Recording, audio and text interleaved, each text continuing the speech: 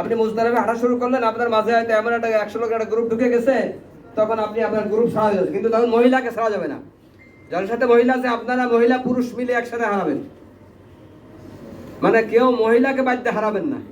আপনি সব দল চলে যাক, দল খেয়াল রাখবেন, আগে আপনার সাথে যে মহিলা আছে তাদের দিকে খেয়াল রাখবেন। কারণ প্রবলেম হয় কি, মহিলা পুরুষ হারাইলে দুইজনে কান্দে, সাংঘাতিক কান্নাকাটি করে, এটা খুব খারাপ অবস্থা হয়। এটা একটু খুব খেয়াল রাখবেন আপনারা, যে অন্তপক্ষে মহিলাকে। হ্যাঁ পারবেন, সব পারবেন, অসুবিধা না। দৌড়ে মারলে একটা মুসিবত, ধাক্কা তখন দুইজনই পড়ে যেতে পায়ের নিচে, মানুষের পায়ের নিচে অ্যাক্সিডেন্ট করবেন। মানুষের যে চাপ আসবে তাদের দড়িতে সরতে না পারলে তখন তো দুইজনই মানুষের পায়ের নিচে পড়বেন। স্বাভাবিকভাবেই খেয়াল রাখতে হবে, এটাই পারবেন। হাত ধরে রাখবেন। আপনি শোনেন, আপনি দলের দিক টাকা ওই দিক দৌড়লেন, আপনার ওয়াইফ কই গেল তা না, হচ্ছে আপনি আপনার ওয়াইফের দিকে খেয়াল রাখেন, পরে দল, আগে নিজের ফ্যামিলি পরে দল, এটা সবাই খেয়াল রাখবেন, এটা খুব জরুরি। কারণ হারানো খুবই স্বাভাবিক, অস্বাভাবিক না, এই জন্য এগুলো খেয়াল রাখবেন। এটা খুব গুরুত্বপূর্ণ কথা, আপনার যারা ফ্যামিলি নিয়ে যাচ্ছেন, লোকজন মহিলার সাথে আছে।